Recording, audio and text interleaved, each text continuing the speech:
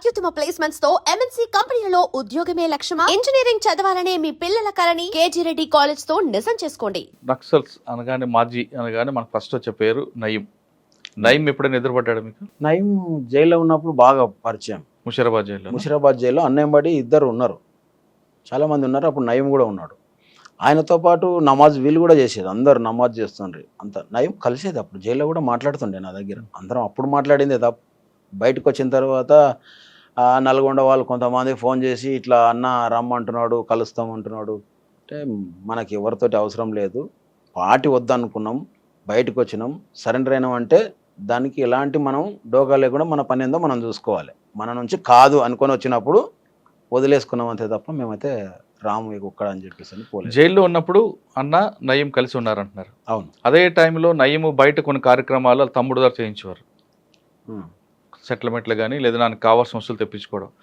ఆ క్రమంలో మీకు ఎప్పుడైనా ఎదురుపడి పలానా వస్తువు కావాలని కానీ లేదంటే పలానా పని చేసి పెట్టిన ఎప్పుడో మీకు ఆదేశించాడా? మన దగ్గరికి అయితే రాలేదు. అదే నల్గొండ వాళ్ళు ఎందుకంటే తెలిసిన వాళ్ళు ఉన్నారు కాబట్టి వాళ్ళ నుంచి సమాచారం పంపించిండు రమ్మని. మేము వెళ్ళలేదు. అన్న కూడా జైల్లో ఉన్నప్పుడు. జైల్లో ఉన్నప్పుడు కలిసారా ఎప్పుడైనా? కలిసినాం జైల్లో. ఏమంటారు ఆయన? అంటే అప్పుడు ఎంతసేపు ఉన్నా పోరాటాల వైపే మాట్లాడుతున్నాండ్రి. ఆయన జైలు నుంచే సరెండర్ అయ్యిండు. తర్వాత అన్న వాళ్ళంతా బయటకు వెళ్ళిపోయిన తర్వాత నేను చెంచల్ కూడా జైల్లో ఉన్నప్పుడు బయటకు వచ్చిండు. అప్పుడు ఎందుకు జరిగిందంటే ఈదన్న అని ఒక ఆయన ఉండే, హుసేన్ బి భర్త, మర్డర్ అయింది. హుసేన్ బి భర్తను తలకాయ గాడికి కోసేసి ఈడనేమో మొండెం వేసిర్రు ముషీరాబాద్ జైలు దగ్గర. ఈ తలకాయ గాడికి తీసుకొచ్చి చెంచల్ కూడా దగ్గర వేసిపోయారు. తర్వాత వాళ్ళిద్దరు వాళ్ళ కజిన్ బ్రదర్స్ వాళ్ళు అరెస్ట్ అయ్యి జైలుకి వచ్చిండ్రు. చెంచల్ కూడా నేను ఉన్నప్పుడే వచ్చిర్రు వాళ్ళు. చెంచల్ కూడా జైలుకి మీరు ఎందుకు వెళ్ళారు? నేను సరెండర్ అయినప్పుడు జైల్లో పెట్టిరు. జైల్లో 100 days ఉంది బెయిల్స్ వచ్చేదాకా. 100 days ఉన్నప్పుడు వాళ్ళు అది జరిగి లోపలికి వచ్చిన తర్వాత వాళ్ళ మీద ఏంటంటే పార్టీ ఇట్లా చంపుతారు అని చెప్పేసి అని వాళ్ళ ఇద్దరిని తీసుకుపోయి చంపేసింది. పార్టీ చంపడం వల్ల ఈయన నయీం లోపలనే సరెండర్ అయ్యి బయటకు వచ్చేసి ఆ నుంచి అరాచకాలకు స్టార్ట్ అయింది. అంటే అటువంటి వాళ్ళు కొంతమంది, అందరు కాదు, ఒక్కొక్కరికి ఒక సమస్య, ఒక ఇన్సిడెంట్ వల్ల ఇట్లా జరిగింది. అంటే మీరు పార్టీలో వెళ్ళడానికి ప్రధాన కారణం హాస్టల్లో సరైన సౌకర్యాలు లేకపోవడం. విద్యార్థి దశ నుంచే మీకు జరిగిన అక్రమాలపై పోరాటం చేశారు. అక్కడి నుంచి ఇప్పుడు చివరిగా చెప్పండి, ఇప్పుడున్న పరిస్థితుల్లో విద్యార్థులందరూ కూడా ఎటువంటి సమస్యలు ఇప్పటికీ ఎదురవుతుంటాయి, ఇంకొక రకంగా అవుతుంటాయి. ఒక హాస్టల్ కాకపోవచ్చు, ఇంకో ధర అవ్వచ్చు, భోజనం కాకపోవచ్చు, ఇంకొకటి అవ్వచ్చు.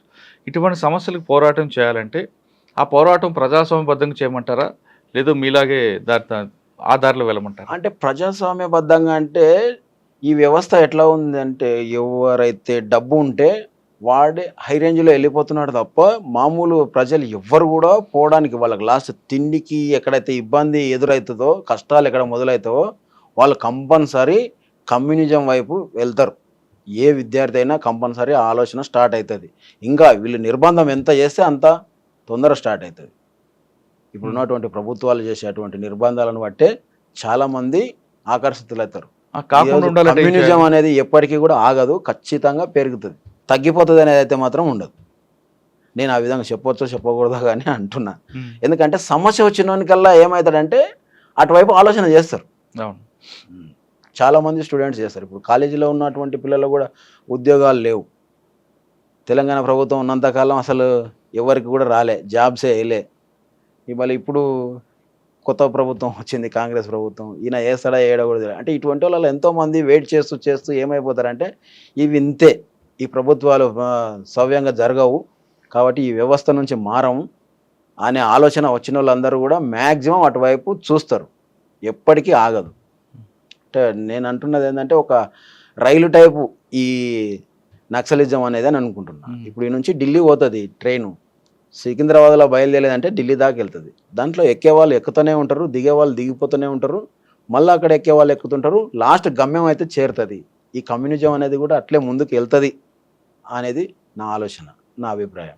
ఎప్పటికైనా సమస్య వచ్చిందంటే ప్రతి ఒక్కరు నక్సలైట్ కావాల్సిందే, అవుతారు కూడా. నేను కావాలని అంటలేను, మీ అభిప్రాయం? మా అభిప్రాయం. రైట్. ఇప్పుడు యువతులు అంటే యువకులు ప్రజాస్వామ్యబద్ధంగా పోరాటం చేయాలంటే ప్రభుత్వాల కిందకి రావాలంటున్నారు సాగర్ అన్న అలియాస్ ఆనంద్. వాళ్ళు ప్రతి యువకులకి సమస్యలు ఉన్నప్పుడు వాళ్ళకి ప్రభుత్వాల కిందకు వచ్చి వాళ్ళకి కావాల్సిన సమస్యలు పరిష్కరించాల్సిన అవసరం ఎంతైనా ఉంది.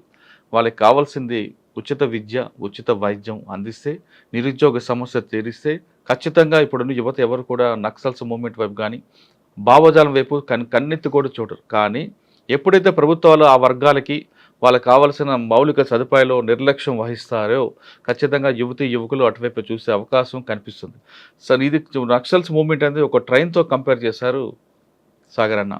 వస్తుంటారు, వెళ్తుంటారు. కానీ గమ్యస్థానం చేరాలంటే ట్రైన్ మాత్రం ఆగదు. కరెక్ట్‌గా గమ్యస్థానానికి వెళ్తుంటది. కాబట్టి ఇప్పటికైనా ఈ సమస్య పరిష్కారం కావాలంటే ప్రభుత్వాలు ఖచ్చితంగా వాళ్ళకి కావాల్సిన సమస్యల మీద పోరాటం చేయాలి. వాళ్ళ అభివృద్ధి పథకాలు కింద స్థాయి వరకు అందేలా ప్రయత్నం చేస్తే ఈ సమస్యకి ఒక కొలిక్కి వస్తే తప్ప పూర్తిగా ఆగిపోదన్న విషయం చాలా స్పష్టంగా తెలిసింది. ఇది సాగర్ అన్న అలియాస్ ఆనంద్‌తో ఎక్సలెంట్. వచ్చే వారం మరో గెస్ట్‌తో మళ్ళీ కలుద్దాం. అంతవరకు నమస్తే. థ్యాంక్ యూ అన్న. ఇందులో చాలా స్పష్టంగా చెప్తున్నాం. నక్సల్స్ మూవ్‌మెంట్ అనేది పెంచడానికో, లేదా పోలీస్ పెత్తనం పెంచడానికో, లేదా నక్సల్స్ మూవ్‌మెంట్ తగ్గించడానికో, పార్టీ వైపు వెళ్తున్న వారికి లాగడానికో ఈ ఇంటర్వ్యూ ఉద్దేశం కాదు. గతంలో జరిగిన ఉద్యమాలు తీరు ఎలా జరిగాయి, అంతేకాకుండా అప్పట్లో మావోయిస్ట్ పార్టీ కానీ పీపుల్స్ వార్ పార్టీ ఎలా పనిచేసింది, పని చేయబట్టే ప్రభుత్వాల కిందకు వచ్చాయని ఈ చరిత్ర భావితరాలకు చెప్పడానికే ఈ ఇంటర్వ్యూస్ కానీ వేరే ఉద్దేశం కాదని విషయాన్ని చాలామంది అపోహలు పడుతున్నారు. వాళ్ళందరికీ ఇదే message. Thank you very much.